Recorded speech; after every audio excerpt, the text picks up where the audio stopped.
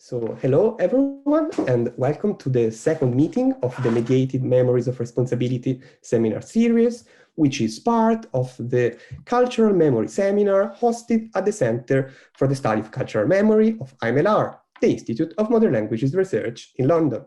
My name is Guido Bartolini. I'm a postdoctoral fellow in Italian Studies at UCC, University College Cork in Ireland, and I am the curator of this seminar series, which I have co-organized together with Dr. Joe Ford from IMLR and Dr. Selina Daly from Royal Holloway, University of London.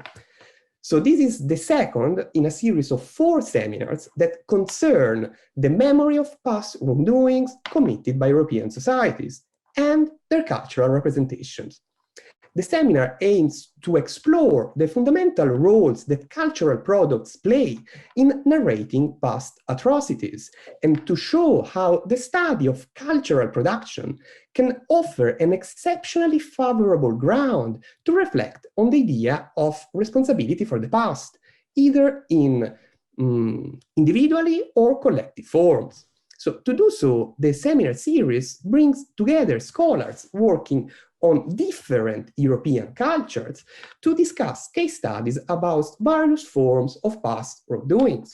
In today's session, we will listen to Professor Claire Gorara, Dr. Emiliano Perra, and Professor Stephanie Bird, who will address issues related to World War II, colonialism, and the Holocaust. By adopting such intercultural approach, the seminar hopes to go beyond disciplinary boundaries and foster exchange among scholars in area studies, history, and memory studies in order to advance the study of the cultural memory of past European crimes. So before the beginning of the actual event, I will just touch on a few practical points. So please keep your microphone muted throughout the presentations. At the end of the free talk, there will be time for questions. There will be a question and a Q&A. And please, you are more than welcome to raise your virtual hand on Zoom, which is something that you can do by clicking. Then this depends on the version of the platform of Zoom you have. You can see in the bar below the bottom reaction, and you can find the virtual hand there. If you don't find it there, it's going to be among participants. So you have to click on participants, and then you will find the raise your hand button. If you don't want to appear on screen, you can always use the chat for comments and questions, and then we are going to monitor the chat throughout the event, and we can use it, for the discussion. I always remind you that you can ask questions anonymously as well by approaching me in the chat, and I can pass the question to the speakers. The event is recorded, so if you don't want to appear on screen, just keep your camera off. And just as a final element, a final item, I just want to state, that event has received financial support from HARI, the Humanities and Arts Research Institute, from Royal Holloway, University of London, and from UCML, the University Council of Modern Languages, which I thank for their support. So now, without further ado, I'm delighted to introduce our first speaker, who is Professor Claire Gorara, who works in the French department at Cardiff University, where she's also Dean of Research Environment and Culture. She researches broadly in the area of visual cultures and representations of war and conflict. Most recently, she has worked on comics and graphic novels and representation of the Holocaust, publishing in the Journal of Modern Jewish Studies and the Palgrave Handbook of Holocaust, Literature and Culture. The title of her talk today is Graphic Memoir and the Second World War, Black Boxes, Exercise Books, and Glue. Thank you very much, Guido. Thank you very much for the invitation to come in today to present. So I'm just going to share my screen, all being well. Share that one there. I'll just go from the beginning. Okay, start from the beginning. And hopefully I can There we go, and I'll just be able to, that's fine. So does that look okay on screen, guys? Okay, Guido, give me a thumbs up. It is, great, okay. Thank you very much. Okay, so I'm going to be having a look today at the comic book and the graphic novel as a particularly strong memory text to articulate individual and collective memories of the Second World War. And my main point is going to be that in many ways, the graphic format allows for an ongoing process of negotiation and struggle and contests the notion of the Second World War and memory as a container box, or black box place of memory. Now, the graphic memoir has really gained recognition as a protean 21st century memory text. There's been some fabulous work by colleagues like Dominic Davis here in London and others on comics, embodied history and graphic reportage. And they're sort of breaking the model of the graphic memoir as a cultural reflection, a static format for looking at individual and collective trauma. In this short paper, I want to have a look at the graphic novel as an interrogative and visual performance that documents, revises and innovates in how we connect to traumatic pasts. I'm going to have a look at two graphic memoirs that draw out family memories of the Second World War. The first is Miriam Katin's We Are On Our Own, published in 2006. And this tells the story of Katin's own early childhood as a small Jewish child of 4 or 5 in wartime Hungary. Katin could be what we call a member of the 1.5 generation, as Susan Suleiman calls them, those who were too young to really understand or internalize their war experiences meaningfully, but who lived through them as very small children. The second text is Nora Klug's Heimat, a German family memoir published in 2018. And Klug is a third-generation German, now living in New York and married into an American Jewish family. And she explores the wartime past of her maternal and paternal German family, and from the perspective of a transnational emigre or migrant, and what she terms a memory archivist. And I'm going to come back to that term. Are we also ourselves here memory archivists?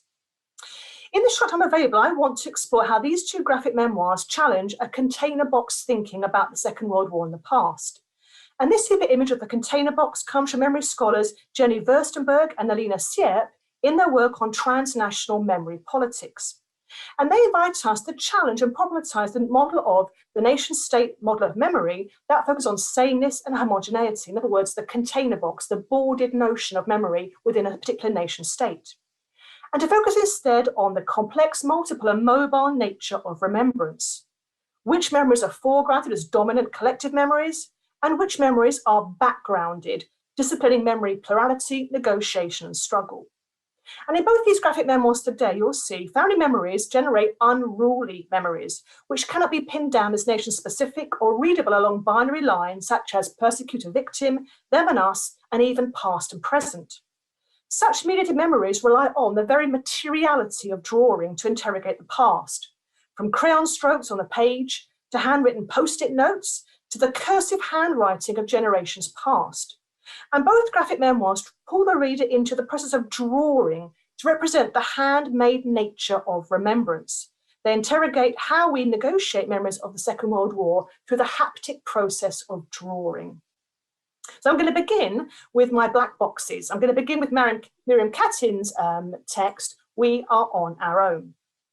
Katin's text, We're On Our Own, is drawn in black and white pens, as you can see here from this slide that I'm putting here that you can see now. It's in a conventional panel structure, and the black and white aesthetic really connotes pastness, a documentary approach for the story of Lisa, who is the avatar of the author and narrator, and her mother, Esther. They escape from their wartime metropolitan lives in Budapest to the deprivation of the Hungarian countryside in 1944 to escape Jewish persecution. And this black and white pastness is contrasted with the colour representation of Lisa as a young mother in 1970s New York. This chromatic code of vibrancy in New York in the 1970s is really contrasted with the black and white deprivation of the 1940s in Hungary, and reassures the reader that Lisa, the avatar, the narrator, will actually escape the darkness of the war past. Yet the very materiality of the text image belies such a story of salvation. The hand-drawn crayon effect demonstrates instead the author's ongoing negotiation with her wartime memories and how she can escape from this black box of the past. I'm going to have a reading now these two images here. The image on the left, page number 3, is the first page of the graphic novel proper, and it begins with this black box, this first image here. You have at the center of the black box a loose translation of the first lines of the Torah. In the beginning, darkness was upon the face of the earth. This script within a blackened box within the white frame of the page, iterates the situation of the narrator and her mother, two Jews boxed into the ever-decreasing spaces of occupied Hungary in 1944. The deep scarring on the page and the heavy pressed pencil marks represent the emotional intensity of this tipping point for Lisa and her mother Esther, as they must leave Budapest to avoid being trapped by authorities. And if you look closely at the page, you can see, colleagues, that the actual script here is literally wobbly script, and this is used throughout the graphic memoir. And this quivering or wobbling handwriting is not just there for meaning, but its very materiality gives us a sense of the memory landscape for Lisa, the avatar narrator. This fragile text, words that quiver and shake, words that could collapse under their own weight. And this notion of fragile text, lost memories, is represented in the final page of the memoir, and that's on the right-hand side here, as little Lisa post-war reviews another text, not the Torah, not the sacred text, but a more prosaic text, the tattered old map that her father uses to find her and her mother as they flee across the Hungarian countryside. Lisa, in this image here, the little girl, is reading the map through the light of an open doorway. The script in the panel is at temporal odds with the image of the little girl, as an adult voice remembers this scene of secret reading. And I'll just quote the reading here. For many years after the war, I used to peruse a tattered old map with mysterious pencil marks, the very same map my father carried around while tracing our steps, trying to find us.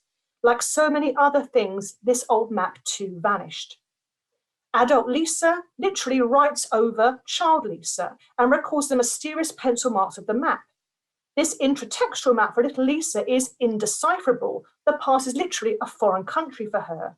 For the adult narrator too, the map has disappeared. Yet the graphic memoir has been very much about trying to negotiate a way to journey out of the locked room, the container box of memory, this black surround. And this is evidenced in the last page of the memoir proper, which is this one here. I think a beautifully super little page here, which is actually a photograph of Miriam Katyn herself, the Lisa character, and her mother in 1946. Very importantly, not boxed in black, but framed in the cream, I suppose, surround of a family photo album. Her and her mother free in 1946. And this photograph here, freed from its black box, acts as a bridge to other worlds and other experiences. Moving on to my second text, I'm going to have a look at exercise books and glue now. In my second text, Nora Klug's Heimat, a German family album, photographs too here challenge a container box model of memory, replacing the claustrophobic surround or enclosure of the panel with technicolor negotiation. I'm going to go to my first images here. So Krug's graphic memoir is a tour de force of historical detection and visual performance. Krug approaches the wartime past of her German family in the mode of a memory archivist. Her archival findings are scattered across multiple sections and narrative strands, captioned as notebooks and scrapbooks. There are photographs, annotated and marked, and cartoon-style reimaginings of the past of her wartime families. And these sit alongside official documents and facsimiles of found objects with a photograph of their period feel. In Krug's graphic memoir, memory renegotiations bring her closer to understanding not only her own family past, but that of Germany. Interrogating, translating, cutting, and reassembling from the variety of memory documents makes the past come to life in ways that highlight connections as well as differences. One of the most important connections that she makes is between herself and her uncle, Franz Karl, who died aged 18 in Italy in 1944 in July as an SS soldier. And this most distant of wartime experiences, the Nazi soldier, is the one she connects the most to via writing and drawing, and in this case, through the pages of school exercise books. So what you've got here on the left-hand side is a page from the graphic memoir which shows how the narrator, as a teenager in 1944 in Germany, how she's been inducted via her own homework into the memory culture of reunified Germany. Here you've got a page annotated from her grade 11 homework on one of Adolf Hitler's speeches. This is a typewritten homework and is scored with comments and annotations, both those and those of her teacher. And she examines here, if you can see closely, the linguistic devices of Hitler. So it's all about language. And this is an exercise in textual deconstruction, as the teenage self and her teacher attempt to, as it were, take apart Hitler's words. It's a form of cultural insulation from the lived experience of Nazism. Here, National Socialism is othered as a distant past, a textbook exercise from which the teenage narrator and her friends feel no connection. But it's the exercise book that is the most common of childhood experiences that mediates an encounter between the narrator and her uncle, Franz Karl, the SS soldier. Within the family archive, the narrator finds, you can see here another page, his grade 6 exercise book from 1939 and discovers how far he and his schoolmates would have absorbed anti-Semitic propaganda. So you've got here 2 exercise books, one from 1994, the narrator, and one from 1939 from her deceased uncle. And this includes note number 11, which is the story of the Jew as a poisonous mushroom. The translation of this German essay in the post-it note sets out Uncle Franz Karl's common metaphors and tropes of anti-Semitism, about the Jew as a poison in society, the Jew as the hidden enemy, the Jew who can, quote here, kill a whole people. The post-it note here from the narrator, superimposed, is almost a textual performance of her rereading, and it sets out the disjuncture between then and now. But the reproduction of Uncle Franz Karl's exercise books brings his memory culture to life largely through his handwriting. And what you can see here on the left-hand side is Uncle Franz Karl's handwriting in the German Suttelen cursive. And it's contrasted to the contemporary non-cursive German handwriting of the author in her post-it note. This page from Uncle Franz Karl's exercise book is the only extended reproduction of another person's handwriting in the memoir. It stands in for Uncle Franz Karl, the German officer, in a way that photographs do not. It gives him a voice, denied to other family protagonists. And the illustrations that surround the page, the tall pines, the mushrooms, and the anti-Semitic trope at the top of the page, all concretize his presence and give him a narrative platform. Like the narrator, he is drawing and illustrating his times. This is a chilling experience, one that performs as otherness and demarcates an ethical boundary, but it's also a connection via the materiality of drawing, via those school exercise books, bring into contact the memory culture of Nazi Germany and the memory culture of early 90s Germany. So in the final analysis, where do such graphic memoirs take us as memory archivists? I'm coming now to my glue. As Krug notes in her memoir, she's seeking to mend broken connections and reassemble a fragmented wartime past. And she ends her graphic memoir with this last page here, drawing the last item in her list of quote unquote things German. And these things surface across her memoir. And it's here the glue Uhu, invented by a German pharmacist in 1932 with exceptional adhesive properties. But gluing things together is not a seamless process of recovery. As she notes on this page, even though Uhu is the strongest glue available, it cannot cover up the cracks. There is no Alice Kleber, there is no everything glue, no memory box that can contain the past and can stand in for one family or one nation's identity. As Krug and Katin demonstrate, the act of drawing the past throws up more questions than it answers. The haptic work of drawing shows the materiality of words as images and images as words, and that is central to their projects. And both graphic memoirs show the very texture of memory, the very drawing process, and how we always mediate the past not only through words, but images and text and their interface. Thank you. Thanks a lot, Claire. Thanks, brilliant, and also for keeping perfectly with the time. So as mentioned before, I mean, yes, we will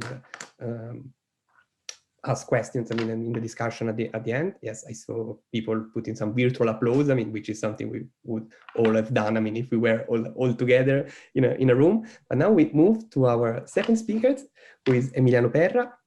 Emiliano Perra is senior lecturer in modern European history at the University of Winchester. His work focuses on the memory and representation of genocide, with a particular interest in the politics of memory around perpetration. He's the author of Conflicts of Memory, the reception of Holocaust films and television programs in the Italian press, and has published articles in, among others, Memory Studies, Holocaust and Genocide Study, Journal of Modern Jewish Studies, and Journal of War and Culture Studies. Dr. Perra is editor-in-chief of the Journal of Perpetrator Research.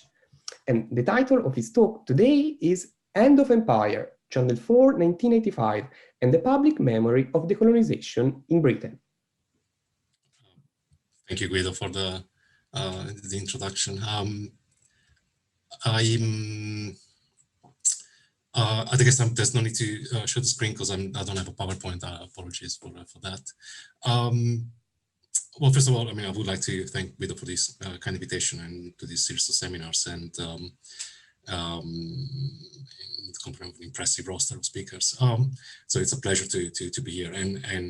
And the theme of these seminars, how cultural products contribute towards shaping an awareness of past crimes, is one that to some extent underpins my in all my academic kind of production from my early work on Holocaust memory in Italy to the more current interest in Britain, which brings me to the topic of this paper.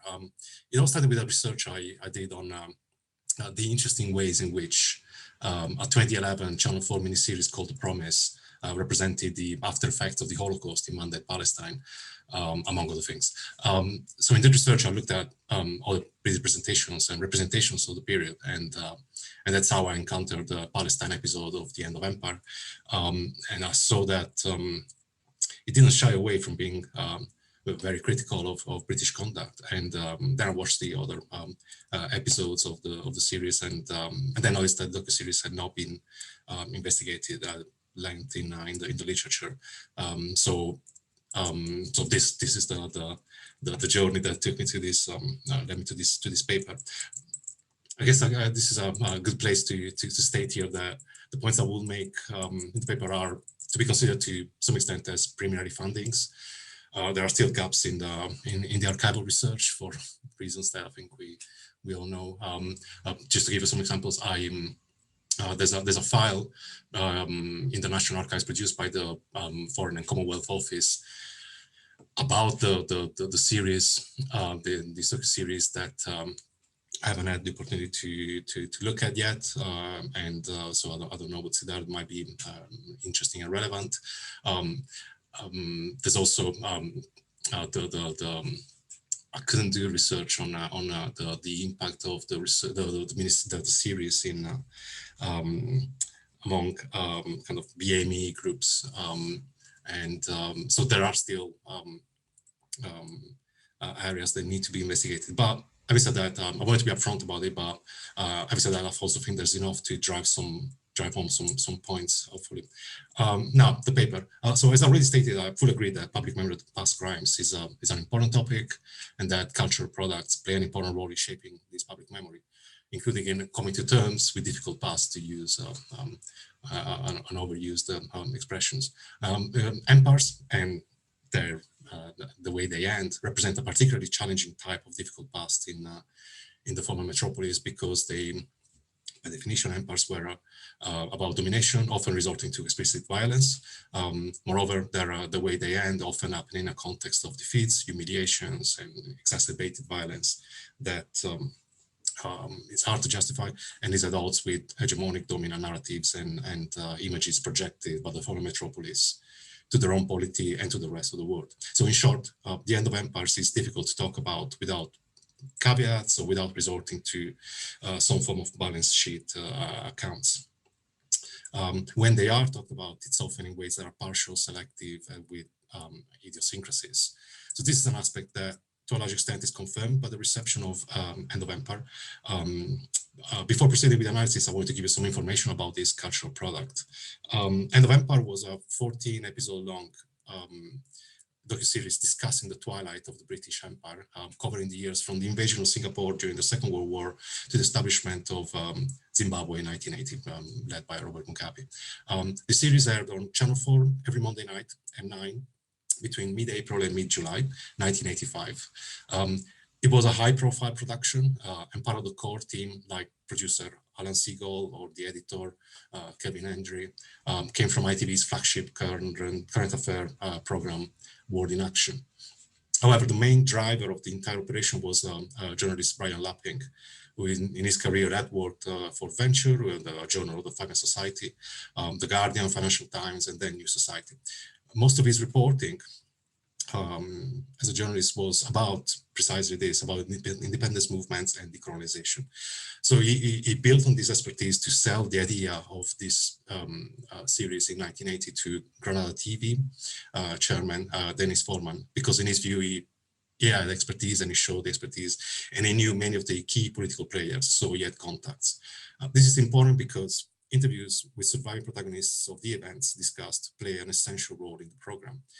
In fact, the urge to collect their testimonies while still possible was perhaps the main reason behind the entire operation. It was also the main selling point for Channel 4, since virtually every weekly press pack defines End of Empire as a documentary series which captures the memories of leading participants in the final years of the British Empire. So that was the main selling point. So this very well-traveled project, which Lapping admitted costed a fortune, collected a significant number of interviews that have now become important oral sources in their own terms. The papers are held at the Rhodes House Library in Oxford, whereas the footage of the interviews is held at the BFI archive in London. So again, End of Empire was a big production. It also was accompanied with a tie-in book of the same title, and also authored by Brian Lapping himself, and a book that was explicitly designed to be an example of popular history. And the need to appeal to the general public is at the root of the decisions made over what to include and what to leave out in the series. With the exception of the episode on the Gold Coast, selected to exemplify the various cases of relatively smooth and non-violent transitions to independence, the series focuses on cases that, and I quote from Lapping, included misunderstanding, murder, massacre, and episode of political chicanery. Even then, there was plenty to choose from. He wrote an article where he explained the rationale for his decision, and I won't mention it in detail now. Maybe we can talk about it later. In the end, the choice fell on an episode on Singapore, 3 on India, 1 on Kenya, 1 on the Central African Federation, 1 on Rhodesia, 1 on Egypt, Cyprus, Malaya, Palestine, Aden, Iran, even though it wasn't technically part of the empire, and the Gold Coast. And I hope I'm not forgetting any. So, like I said, and basically this meant that entire areas were completely left out. So there was a complete exclusion of notably the West Indies and the Pacific colonies. And Lapping himself admitted that these were all difficult decisions. So like I said, the series doesn't pull punches in presenting its subject matter to the British public. There's no time to go into detail about specific episodes, so just to give you a couple examples to give you the flavor. For example, the final word at the end of the 3 episodes about India is left to a member of the Congress Party, Mino Masani, who states that the British were selfish and that Mountbatten did a very good job for Britain, but a lousy job for India. The episode on Palestine ends with the words from the voiceover, Palestine, the peaceful land the British took over, they turned into a battlefield, their departure evoked worldwide contempt, the war that began as they left has not yet ended. The episodes on Aden and Kenya explicitly talk about torture and concentration camps. The final sentence of the last episode on Rhodesia states that, this is the final sentence, whites kept on thriving, whereas the ones who suffered the most were minorities, at odds with the new regime here, as in the rest of the End of Empire. So, quite kind of strong framing of the issue. Also important in the docu-series was the presentation. The format was the relatively already safe and established format of kind of voiceover, archival footage, talking along the lines of, for example, the World at War. Within that, the series made some interesting use of juxtapositions, jumping within seconds from the uber pro-empire Tory MP, Julian Emery, with this kind of cut glass accent, to CLR James. And this also applies to the archival material. Julian Barnes in The Observer noted that the use of newsreels, and that newsreels were revealing.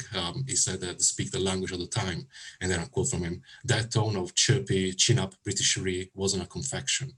And in reviewing the episode about Iran, he also stated that End of Empire is at its best when it allows full reign to the suave and confident diplomats who run the empire and now seem remarkably free of second thoughts. There is chuckling contempt for the locals, plus blithe admission of sabotage and coup plotting. The importance of seeing and hearing the protagonists is pointed out also in one of the most positive, perhaps the most perceptive reviews of the series, written by Christopher Dunkley in the Financial Times. He commented, and I quote from him: "Broadcasters now feel it dreadfully unfashionable to allow cut-glass accents of this sort on the air, and some viewers may have thought this class of people had ceased to exist. Yet, End of Empire shows they are still out there, sitting on innumerable leafy garden terraces in the Shires." Equally noteworthy was his broader appraisal of the series, and again, a quote: "Some viewers may feel this series represents too great a swing of the pendulum after generations of jingoistic hyperbole. Anyway, the pendulum did surely need to swing rather a lot. It is healthy that a nation should be shown what was done in its name before the generation which did it has entirely disappeared, and no medium could possibly accomplish this more than television, and this is an impressive television series." I want to kind of start with this review because I think it captures much of the context around the series, the pendulum needed to swing, and also the author's intentions. There were other thoughtful appraisals of the series.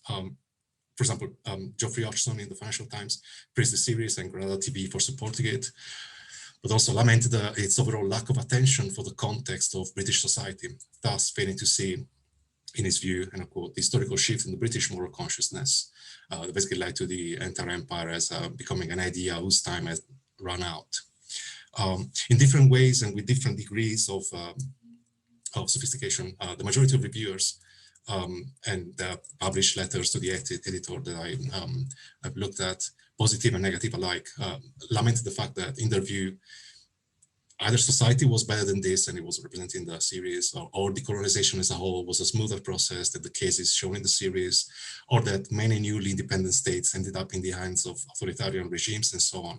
Others were unapologetic in confessing ignorance about this crucial aspect of British history, or approached it with a kind of a jocular tone that in a sense mimicked and mocked the word evoked by some of the kind of toughs interviewed.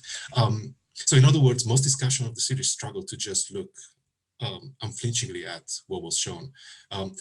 You get a sense that the balance sheet approach dominated. I will skip some examples to illustrate these points for review. I will just mention perhaps the most relevant one, which was the interview with James Callaghan, political beast of the first importance, who interviewing The Guardian stated that he was glad he had been alive while the empire was still in existence because, and I quote from him, "because I suppose if I hadn't been alive, I should have thought these programs were an accurate reflection of the whole picture. And I didn't think they were accurate.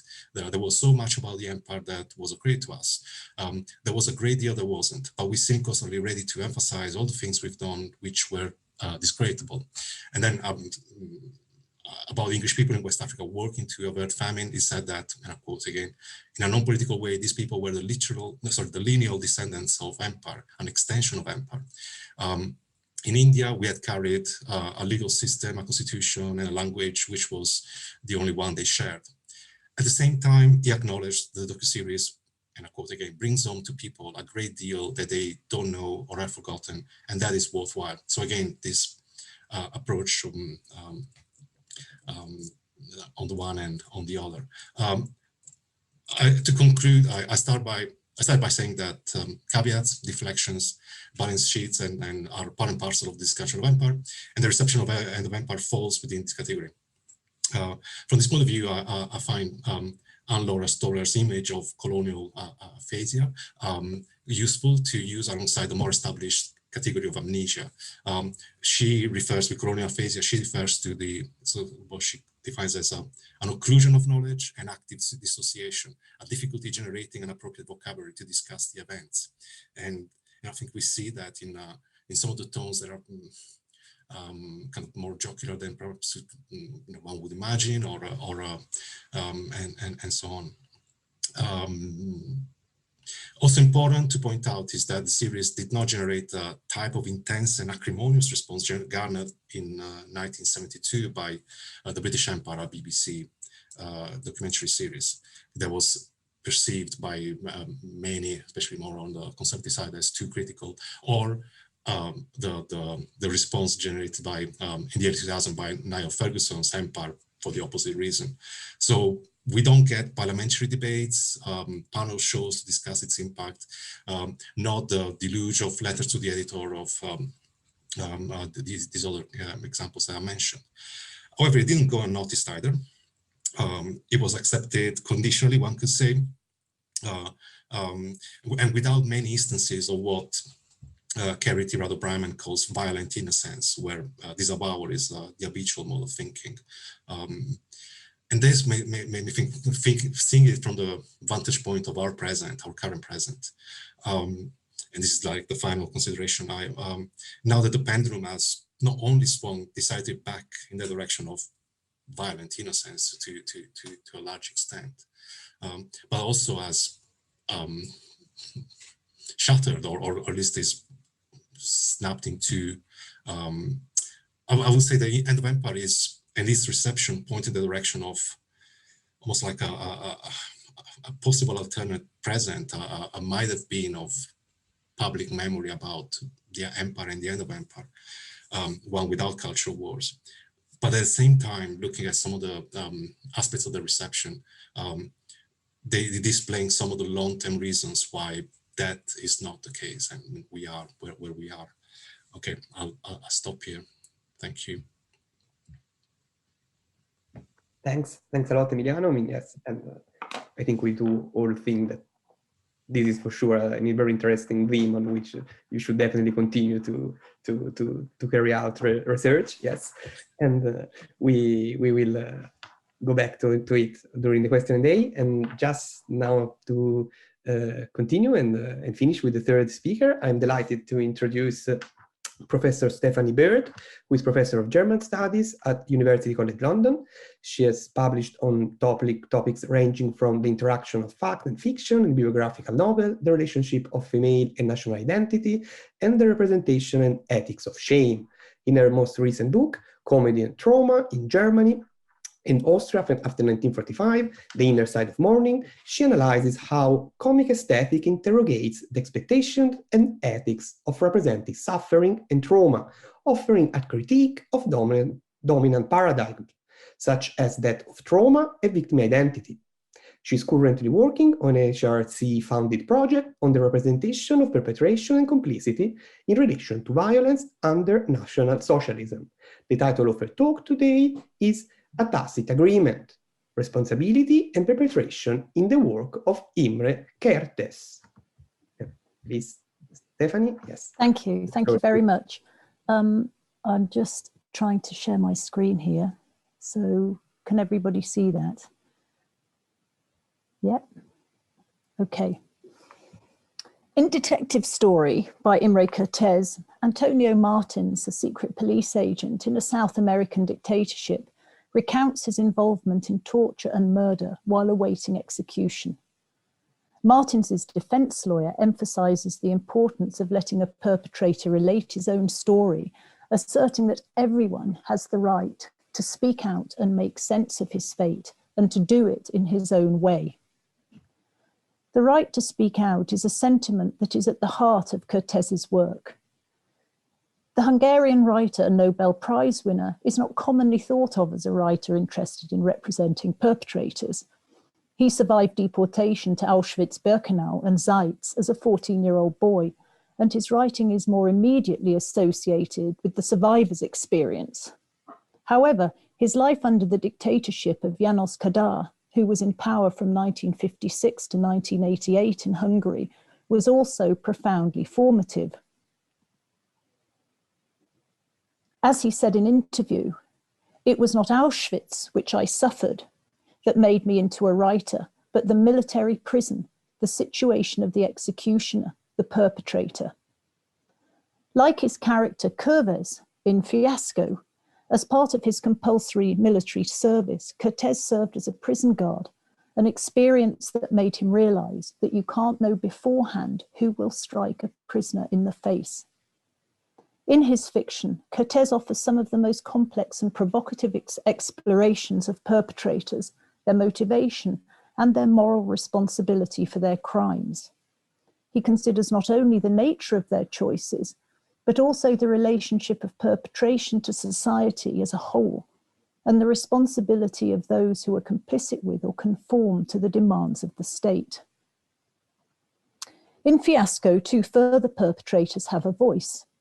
Their accounts complicate the question of where moral culpability for mass murder lies, for both, in different but complementary ways, point to the question of wider complicity. The first perpetrator is the nameless executioner, who is awaiting trial for the murder of 30,000 people.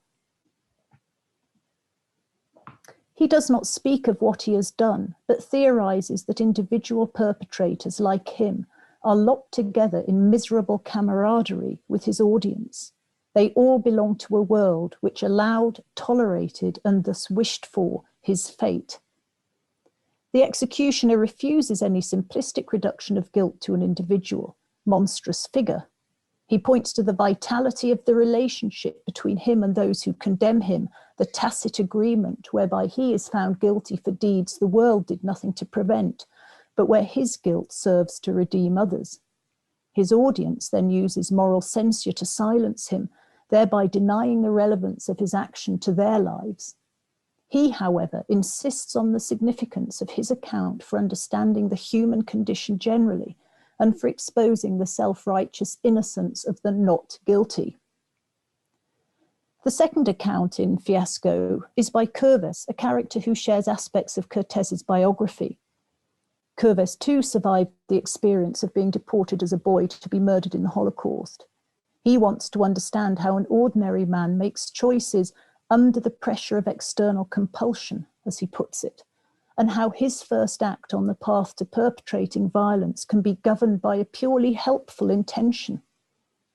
He tells of the gradual process that led him to strike a defenseless prisoner in the face, an act that may open up the route to the 30,000 corpses.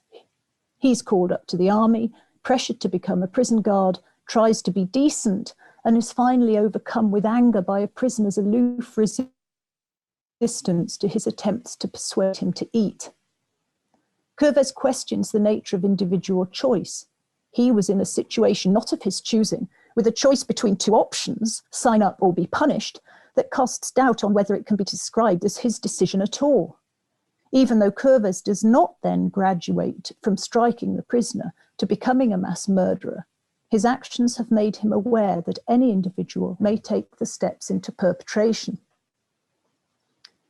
Cortés echoes his character's conclusion that you can't know beforehand who will strike a defenseless prisoner in the face, the first and decisive step, he says, from which there is no turning back. Cortés's worry about the nature of individual choice and culpability is further articulated through the figure of the old boy in Fiasco, also a Holocaust survivor.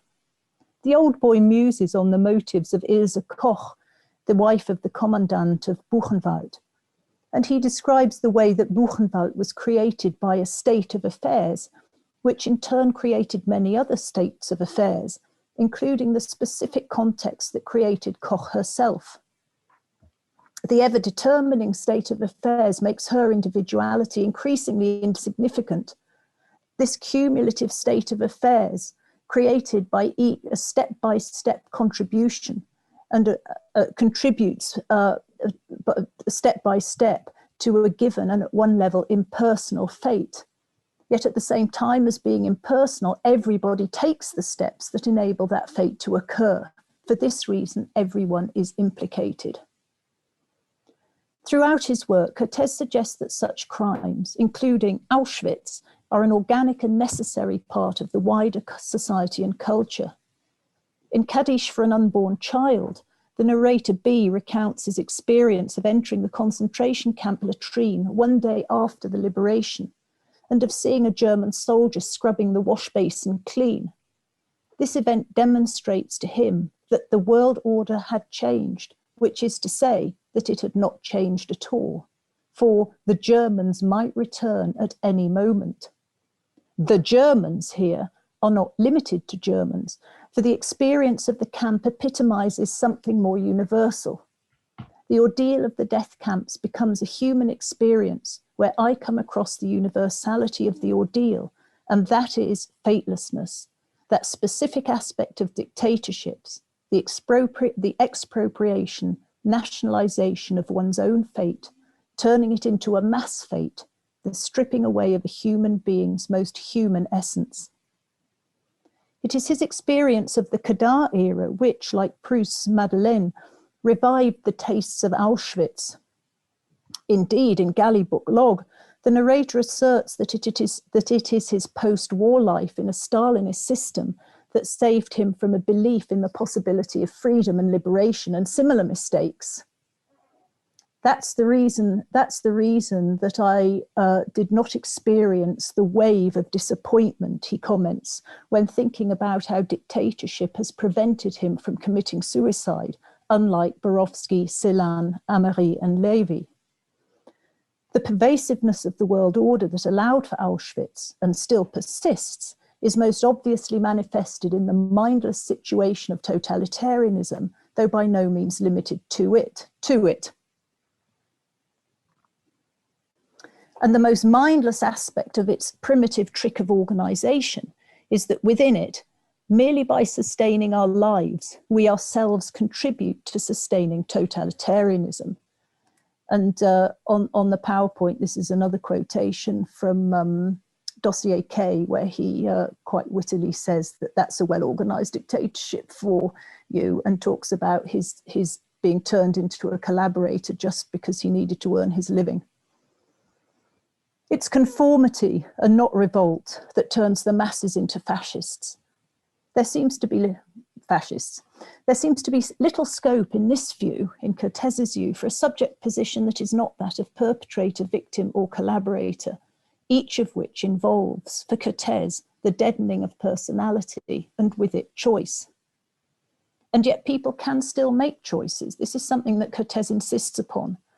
It's the nature of the decision or the choice that is key, and it's inseparable from whether people are willing to recognize their own role in how they live and the deceptions that they sustain. Choice and truth are for him conjoined. In Cortés's case, this has complex moral and aesthetic implications, for his choice was to write a novel. It was a choice that felt to him like a compulsion, a forced choice, as it does for all of his writer protagonists. As the narrator says of the old boy, he acts like someone who still has a choice, but all the while knows full well that he doesn't, even though we always have a choice, and we always choose ourselves. However, the task of fiction is not about anecdote in writing a novel. Art is not about communicating emotions, but about mediating the experience of the world and its ethical consequences. Aesthetic transformation necessitates the abstraction of the self into a generalizable truth that follows the rules of art and the remorseless laws of fiction, as he puts it. These laws demand that the artist tell the radical truth, which has nothing to do with the normal expectations of morality, for a moralist cannot be an artist. A moralist merely judges the world in which he moves and only recreates the status quo. So when Cortés's alter ego in Dossier K expresses concern over the argument that the first steps into perpetration can easily happen, claiming that this position makes it impossible to call any mass murderer to account, Cortés is unambiguous in his response. And he actually echoes Steiner and Borges here as well. You are forgetting that as a writer, I am not concerned with calling people to account, but with accurate portrayal. Accurate portrayal is the counterpoint to anecdote, kitsch, and the popular combination of what Cortés describes as blood, lust, and the demon. In The Pathseeker, the main character, the commissioner, is looking for evidence of a cover-up of an atrocity that occurred years before and of which he himself was a survivor. It emerges that he is visiting Weimar, then in the GDR, and the nearby concentration camp of Buchenwald, now a memorial site. In this context, he is very critical of Goethe's Iphigenia in Taurus, for according to him, it is not only tawdry romanticism, it is also cheating and lies set in blank verse. Goethe's play dramatizes how Orestes seeks to flee the Furies by stealing the statue of Artemis from Taurus to bring back to Athens.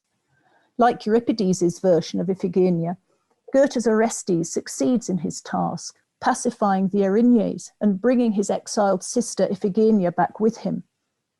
For the commissioner, however, the benevolent and forgiving outcome of Goethe's play represents what they want us to believe and is a cover-up of real violence. He presents his own version of what happened, one that reflects the reality of his concentration camp experiences near Weimar, the center of German classicism. He describes a mise en abîme scenario. Iphigenia is raped by the king's soldiers in front of Orestes and his men, who are then hacked to pieces in front of her. After finally murdering her too, they all went to the theatre to watch the barbarian king exercising clemency on the stage as they, snug in the dress circle, sniggered up their sleeves. In the commissioner's version, the familiar image of perpetrators enjoying culture at the end of a hard day's murdering is intensified into a scathing criticism of art's complicity in deceit. Indeed, art's aesthetic cover-up itself becomes a further source of satisfaction and amusement for the perpetrators. Cortés is profoundly suspicious of the popular combination of blood, lust, and the demon, which again is tantamount to lying. The mass murder of totalitarian regimes involves organization, not personal passions or proclivities. Unlike tragic murderers like Richard III, who vowed to do evil, totalitarian regimes claim to be working for the common good. There is no place for tragic individuals or tragic representation in response to mass murder, and nor can the demon be found in individuals like Ilse Koch. Far from being a great sinner worthy of Dostoevsky's pen, she epitomized a moral order rather than opposing it. She was the product of a state of affairs devoid of any aggrandizing demonic traits. In a totalitarian world equipped for murder, the demon cannot be found in an individual, for individuals have no fate. The hunt for the demon is part of the attempt to salvage your souls, as the narrator of Kaddish accuses his readers, part of the strategy of denial that comes with the assertion that there is no explanation for Auschwitz. What is left for modern literature is to show that the demonic can only be understood as meaning the destruction of the individual. Literature that does not do this is akin to artistic perpetration. Like the records that are played in torture chambers to drown out the screams of those being tortured, the muffled rumbling of truth is suppressed by the cheap racket of so-called humanist literature. Cortés met growing success during the 1990s and then was awarded the Nobel Prize in 2002. And this rather transformed his life, along with the fact that he moved to Berlin as his main base. He here experienced what he saw as a new type of conformity, that of a brand. He refers to himself as Brand Cortés in his later works. He can't keep pace with the operating speed of the new writing business, and it causes him a new form of alienation, for he carries a person around within himself whom he has nothing to do with, and whose existence he has to perform before he can fall back into becoming a nobody again, as he says. In Letzte Einkehr, which hasn't been translated into English as far as I know so far, the narrator on a number of occasions points to the gulf between the brand of Cortés and himself, the writer. His new public role enforces a different type of conformity, the impossibility of saying things openly.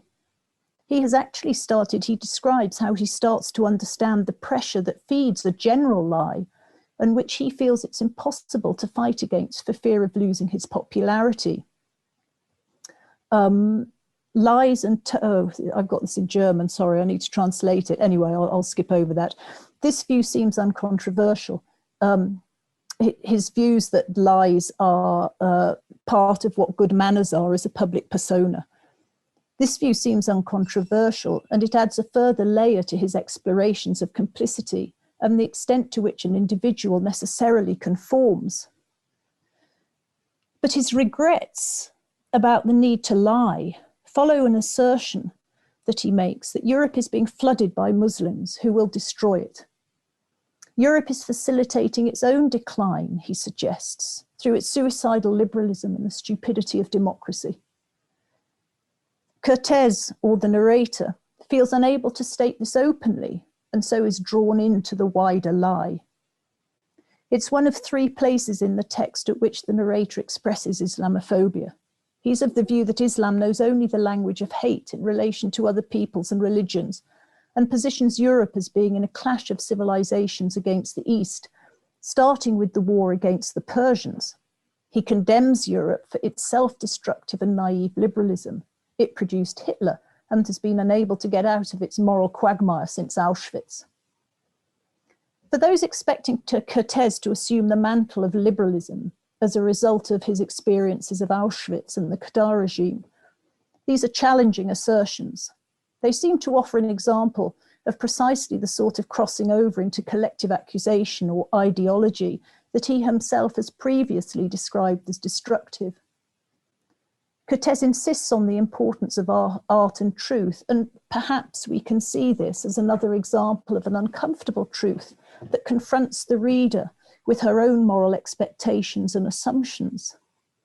Letzte Einkehr is, after all, a fiction in Cortés's own terms, and to that extent, one more articulation of another persona.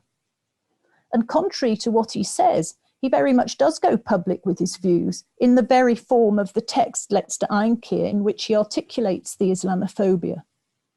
Nevertheless, these moments remain disquieting and seem to lack the aesthetic framing of many of the other challenging areas that Cortés explores. In contrast, for example, to Curvers hitting the man in the face, in which the self is implicated, the Islamophobic utterances place the narrator above the situation he is condemning. As it is, Cortés's work offers a powerful criticism of Europe and its failed liberalism, making the narrator's remarks more akin to moralizing than truth. And to return to the example of Cortés, Curvers, and the old boy, the narrator's Islamophobic words exemplify, perhaps, precisely their point, that you can't know who is the sort of person who would strike somebody in the face. Thank you. Thanks a lot. Thank you, Stephanie, for this very thoughtful presentation. I mean, and I'm sure and I hope, that this will be the beginning, of a discussion, among the presenters on the several points, that have been touched.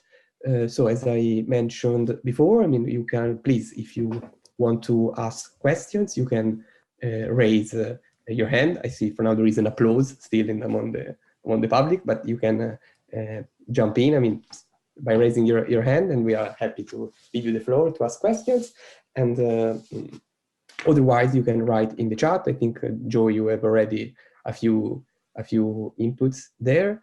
But so if we don't have for now anyone who dares to start, I can be the first one to ask a question. To address the 3 of you, all of you. So in the sense, that I think a returning points, that have been touched by all your presentation concern, I would say, the issue of voice, in the sense, that when dealing with a cultural product, readers, audience encounter in it several voices. And I would like to connect these, on the metaphor, that Claire used of the container box, as a symbol as well, of the container of a national memory, the state as a container of memory, which leads usually to a form of master narrative, dominant narrations. Counterwise, instead, it seems that when dealing with cultural products, we often encounter a plurality of voices in it. And so I would like to know, in your opinion, if this can be something potential, fruitful, that comes from cultural production, and if this plays, a role in the text. in the medium that you analyzed, and if this can be useful, I mean, for the debate on memory, and if it leads instead inevitably to a too large pluralization, I mean, of perspective. I mean, so if you could develop a bit, I mean, on this relationship between voice and plurality of memory. Can I go first there, Guido? Thank you very much. That's a really, really fab question, and I can really take the notion of like multiple voices. And I think what is very interesting about the graphic novel, of course, is that you always have multiple voices, because you're in a text-image dialogue all the way through. The whole thing is a dialogic form. Text, the voice is both haptic and drawn, but also scriptural as well. And what is very interesting in the text, and I was very intrigued, obviously, by Stephanie's paper and many voices of the text that she highlighted in particular. I think that in the Krug text I mentioned, the narrator is very, very obsessed by her accent, a German accent in English, and she literally draws her mouth, how she wants to lose her accent when she's in New York. She wants to lose her German accent in English. And I think the whole notion of an accented voice, accented translation, that is a really important thing. I think, voice is not a monotone. And of course languages are accented. They different ways in which accents are tonal languages. So I think we've got to be very mindful that voice is a very pluralistic notion, and an accented voice, tonal language, non-tonal languages, all of those voices play out. And cultural products are very, very well placed to talk about accentuation, accented voices. And a graphic memoir is probably one of the most vibrant places for that to happen, because it is innately a place full of voices, whether they're scriptural, visual, textual, or a combination of the two. And often the graphic memoir writer is somebody who is searching for a voice, often searching for a voice in a likely more popular format than might be seen to be in the prose novel. So they're looking for a different space for a different voice. So I think that's a very insightful comment, and certainly links to the graphic memoirist and how they're searching for a voice.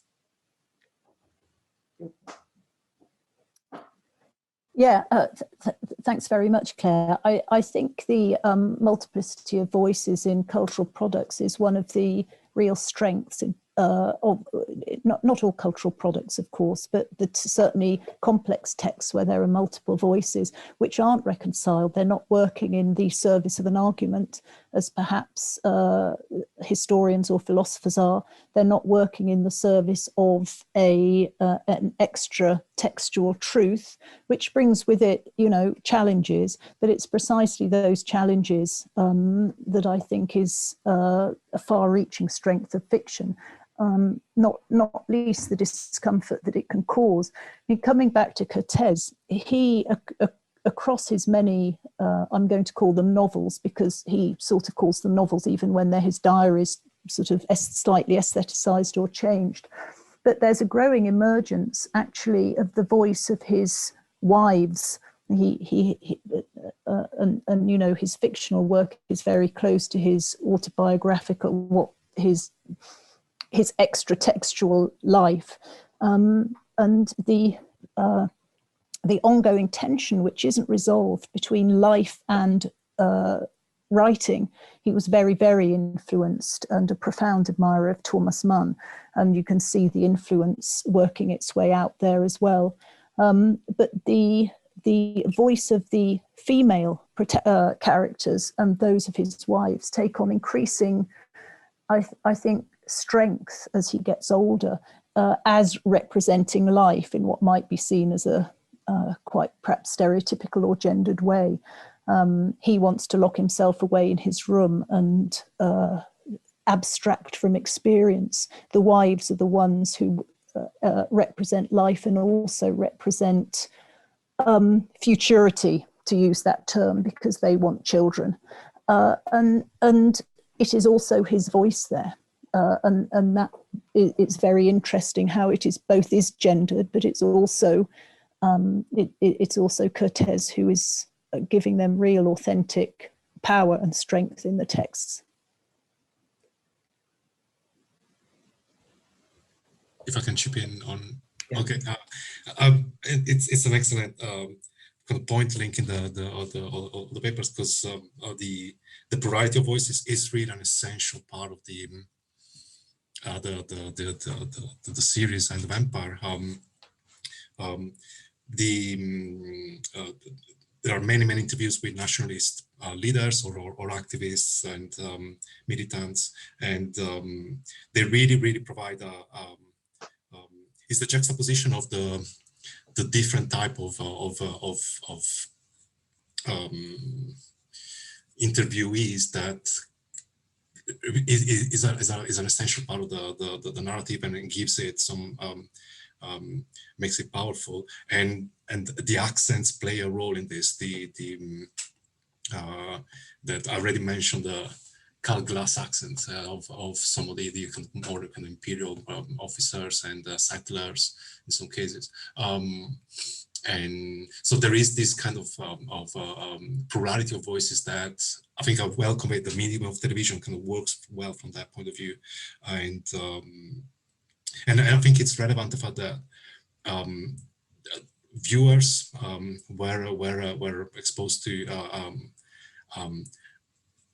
a quite high concentration of voices that perhaps they were not used to, the nationalists, the voices of the nationalists, and then that perhaps makes it, I guess, in order to confront and engage in cultural products with memories of past crimes, perhaps this plurality might be required in order to have a full picture. It's hard to fully confront past crimes if it's without the voice of the other, I guess. Yes, thanks, Emiliano. Yes, for this insight. Yes. So, Joe, would you like to? Yeah, sure. I can. There are a couple of questions in the chat which I can. So perhaps I'll invite the speakers to ask the questions. The first question is for Claire from Catherine Jones. Are you there, Catherine? If you'd like to ask a question. Hi, yes I am. Hi Claire. Hi Catherine, how are you? Not too bad, thank you. Yeah, so I was wondering about the role of translation in this graphic. I realised I should have said memoirs, sorry, rather than novels. Especially includes Heimat, so obviously seeing the German and English translation. I was wondering if the materiality of it, if the drawings element meant that need for linguistic translation was sort of lessened in a way.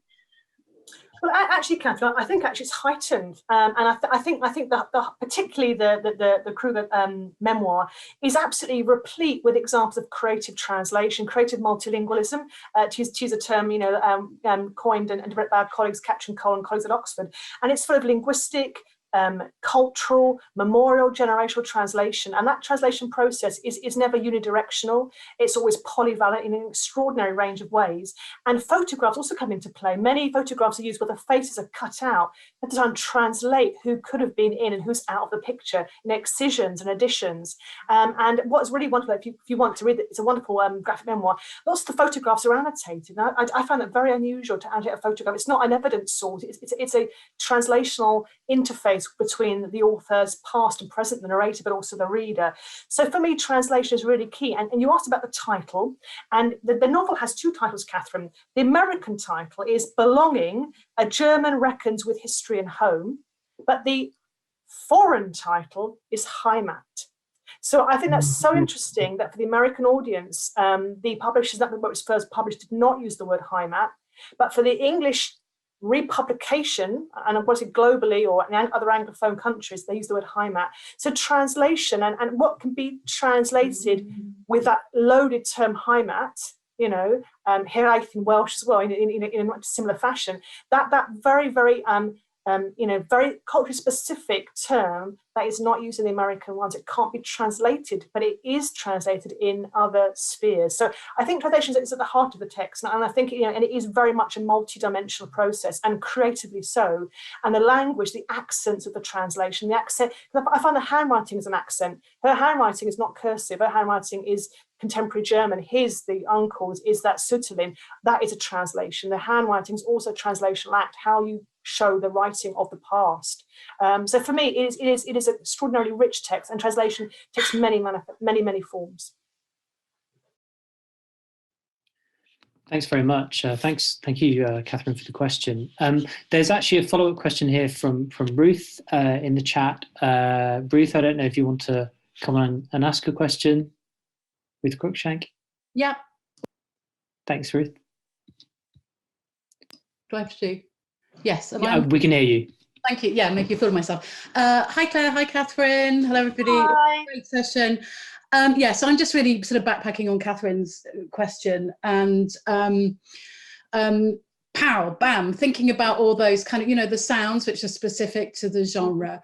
I mean, obviously that's incredibly facile, but just kind of wondering about those kind of voices that you might also find that might help to express not express, but evoke the unsayable and the impossibility of signification.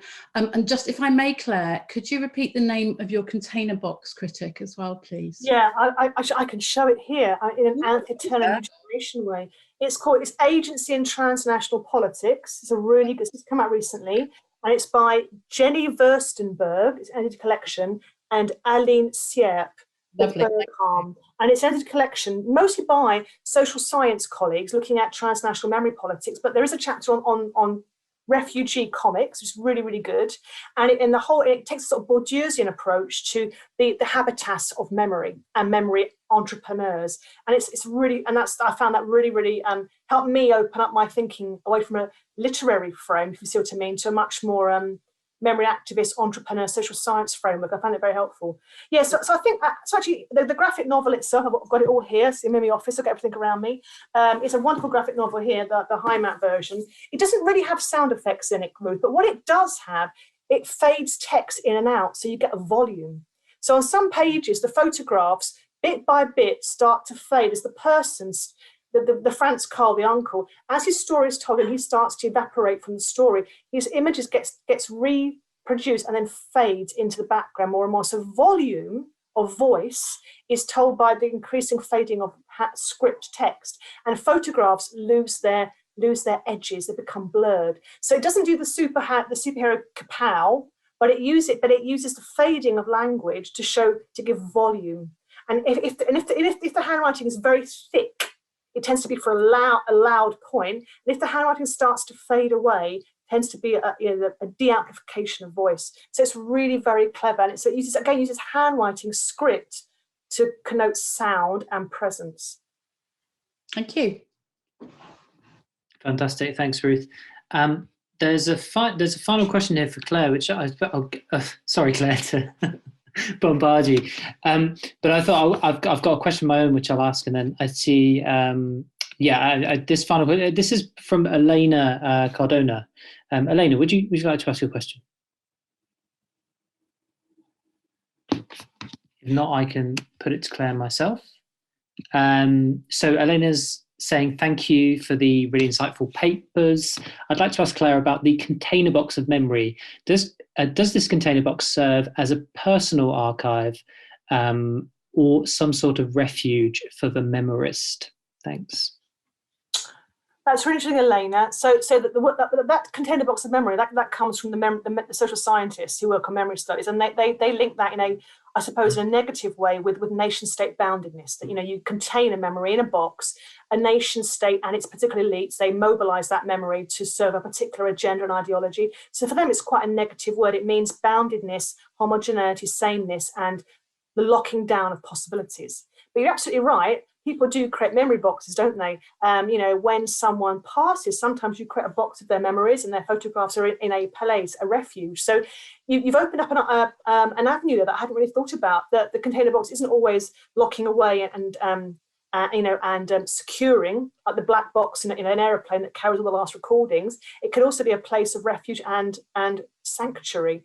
And I haven't thought about that, but certainly in the book HiMAT that I mentioned there are lots of objects, found objects. The author goes and finds postcards from German officers in antique shops and flea markets. So she's obsessed by finding things that are lost, finding what I would call orphan objects that have no owner, but that she owns herself. So maybe in a way, the container box could relate to a quest to reconstruct something that is orphaned by others. But that isn't what I was thinking, but it's a really good point, and I must take that further in further work. Thank you. Thanks so much. Thanks so much, Claire, and thank you, Elena, for the question. I wonder if I can butt in here and ask a question. I mean, it's a question about the term. I mean, first of all, to Emiliano, I suppose, and perhaps also to the other speakers. It's a question about this term that you used, aphasia. I think you used that term, colonial aphasia, which is obviously, an inability, a kind of medical term to talk about the inability to generate language. And I suppose I wanted to ask a question of all of you really about how do we get to a space where we can more openly speak about these things? And I suppose in the UK in particular, because Emiliano, you're talking about this series in the UK. Claire, you mentioned the point about we are all kind of memory archivists. I assume you were talking about critics and academic critics being memory archivists. And I just wondered, about that challenge of amplifying the kind of works that we're talking about today. And in the public realm. And perhaps there's something about language there that I wanted to pick up on. And Claire, you mentioned language as well, of course. I hope that's not too vague a question. Emiliano, perhaps to you first. Thank you. It is a big challenge, and I think it's also an urgent one. In a sense, the very decision for me to talk about this today is part of that idea of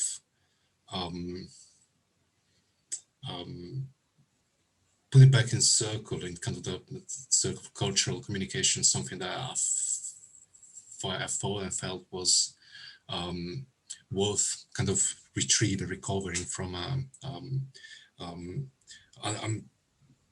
know if oblivion, but that's not part of the kind of memory culture discussion about the specific aspect that I discussed today. I think that is, I would really think about. So off the top of my head, I think that is where we can do something that is that contributes to that. It's the idea of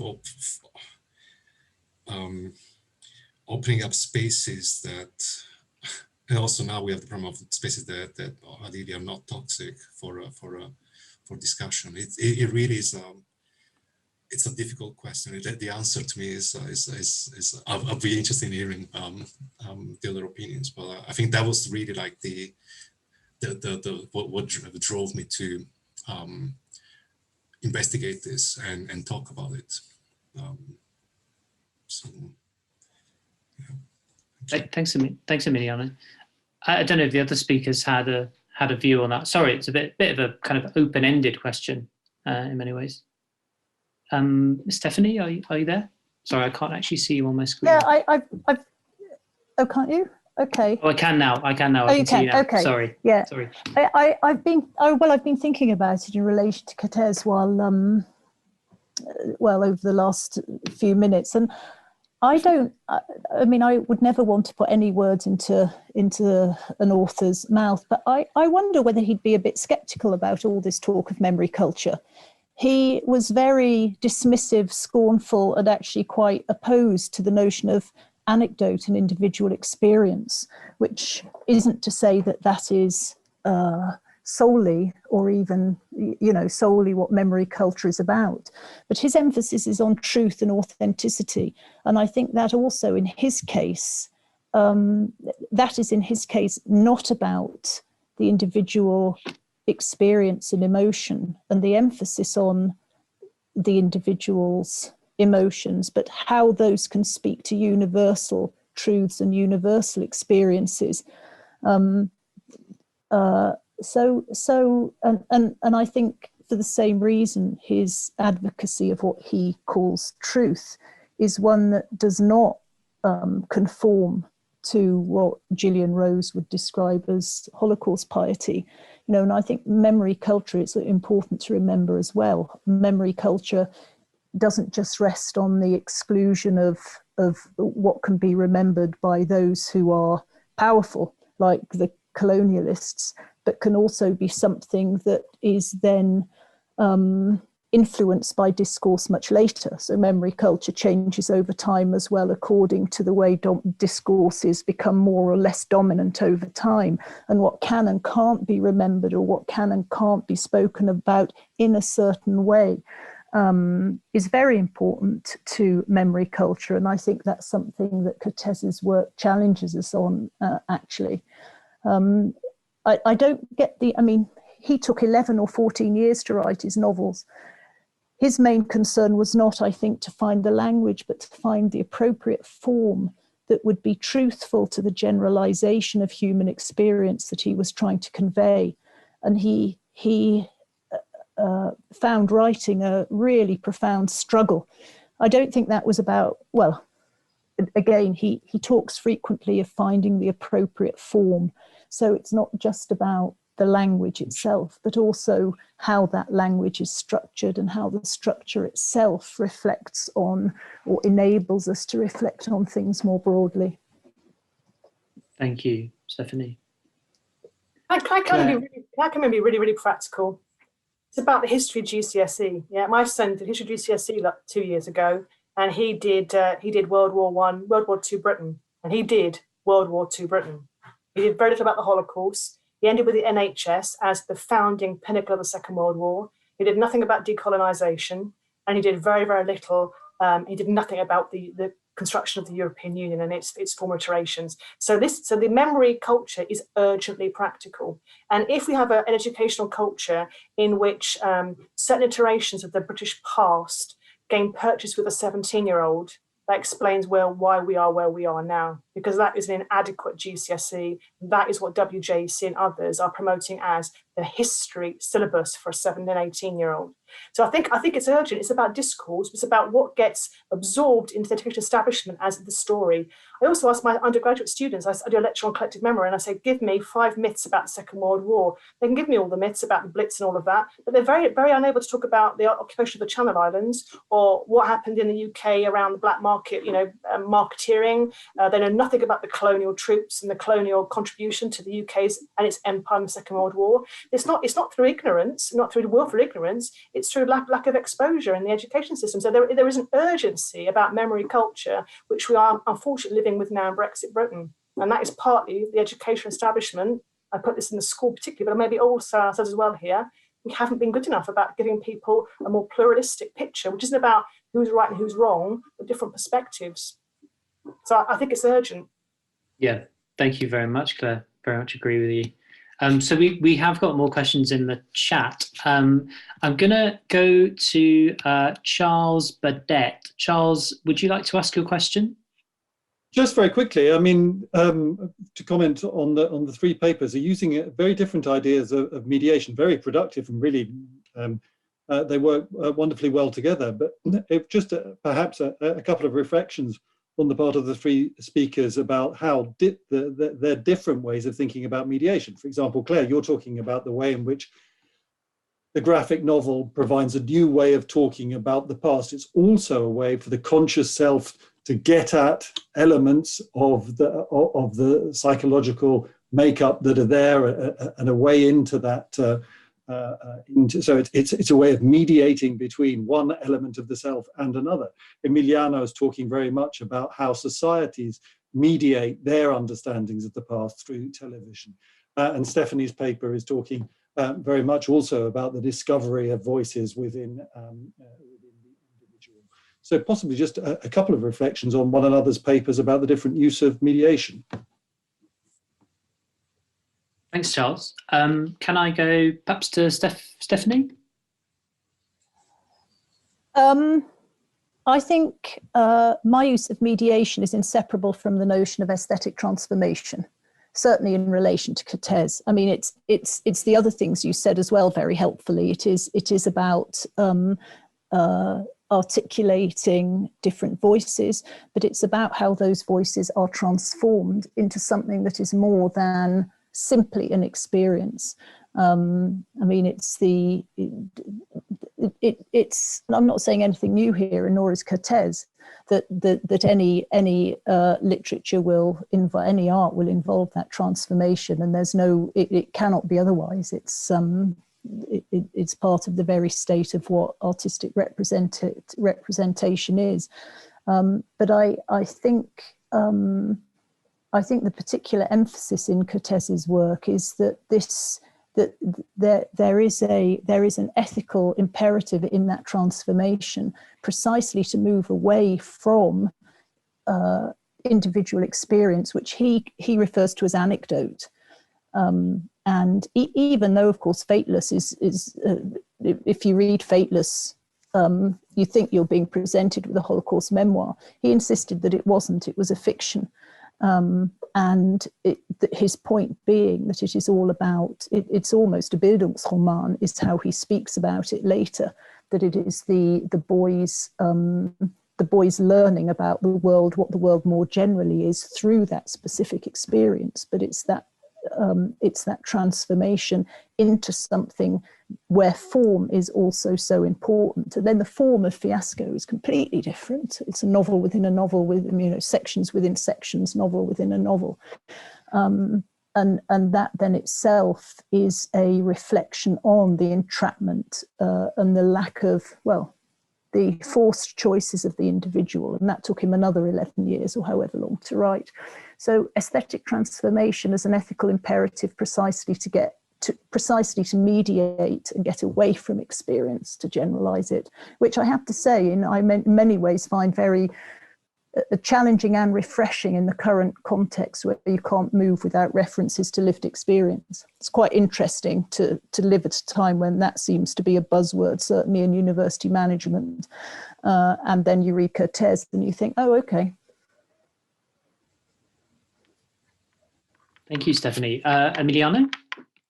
Yeah, no, thank you, Charles, for the question. So it's excellent. The mediation is, in a sense, it's essentially in the way I approach work, because in the sense that public memory is a discursive space with society, in which different views of the past meet and sometimes clash. And this is how I see, and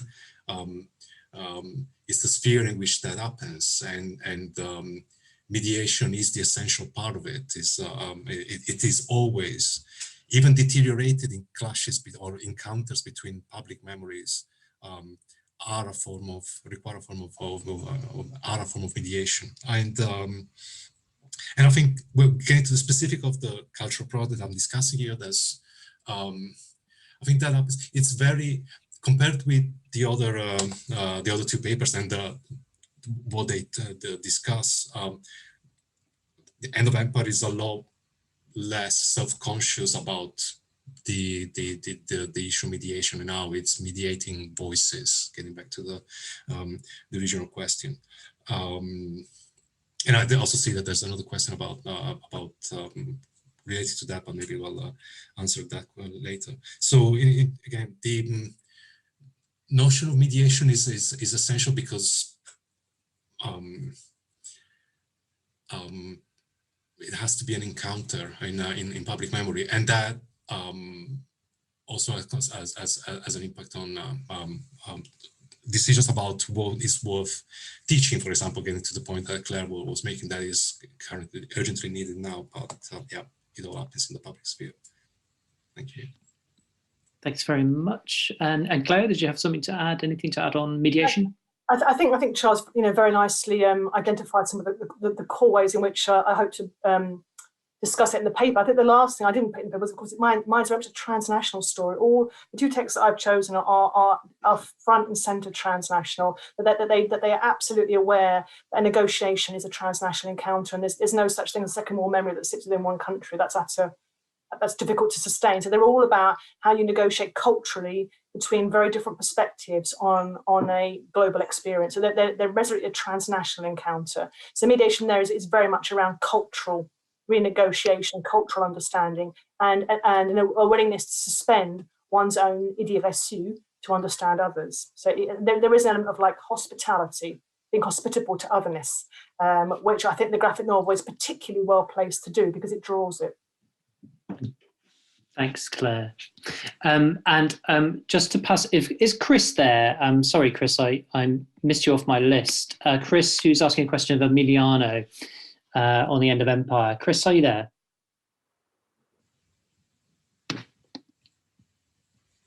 No? Perhaps Emiliano, I don't know if you've seen the question. It's asking about whether you could expand on the point you made about the end of Empire and it representing a kind of alternative present compared to today, where public memory, decolonization in public memory is not one dominated by the discourse of culture wars. And Chris is saying, please correct me if I've got the wrong idea, but it may already be self-evident, but if you could expand on that further, and how the documentary represents an alternative, that'd be great. He then adds below, my own immediate thoughts are considering that the culture wars of Britain have largely oriented around the legacy of slavery and the Caribbean, and the West Indies was one of the glaring omissions from the series. Perhaps End of Empire isn't entirely distant from the problems we're dealing with in the present. Yeah. Emiliano. Just very briefly, just to point out, I mean, that is 4:30. So of course now Emiliano is going to answer the question. But if you could be brief, and of course, I mean, everyone that has to go, I mean, is free to go. We don't want to keep anyone beyond the time. I mean, but please, Emiliano, go ahead. Because it's such a big topic, I mean, that you could make a lecture on it. I mean, so just a few thoughts on it. I mean, yes. No, absolutely. I'll keep it super short, and with apologies to Chris for the thought. I will be able to. I won't be able to answer it. So it's very good questions. The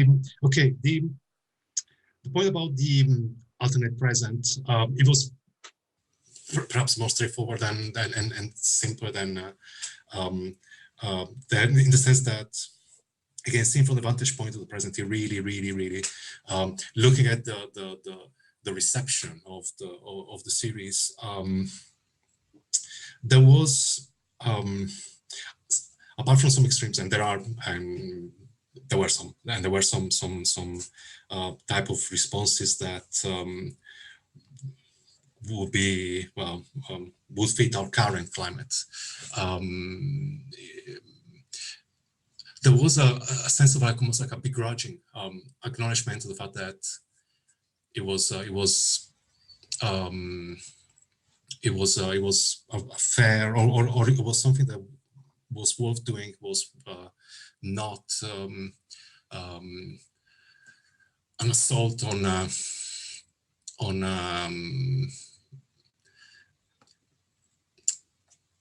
the history, or to use the terms that could be used now, on history itself and so on. So I just imagine that something like that adapted to the current kind of the 21st century would probably be received as in ways that are a lot more toxic. So that was the simple point about that. The question about the the fact that there's the West Indies legacy, slavery, and so on. It's an excellent point, and first the author himself explained the omission with the fact that he had asked Channel 4 if we could have a 15th episode because they wanted to end with precisely with the West Indies, if anything, out of kind of courtesy for the fact for a community that was obviously largely represented in British population, and due to budget constraints, Channel 4 kind of said, "No, we've already we can't afford that." But the decision was to leave it out, and the decision was to, by leaving it out, there's no, obviously, as you mentioned at all to that. I don't disagree that there are omissions, and also there's no time to talk about the way in which the entire series approaches the topic is very much at the same time giving voice to nationalist leaders and activists, which was something that was not entirely present in British TV at the time, but also it's very much a white, it's not decolonized at all, to keep it very short. So if it's and that was also pointed out in some reviews of the book, so it is still very much a white British view of a white British problem that also incorporates views of the non-white subjects, and but it has many shortcomings that we could really discuss at length.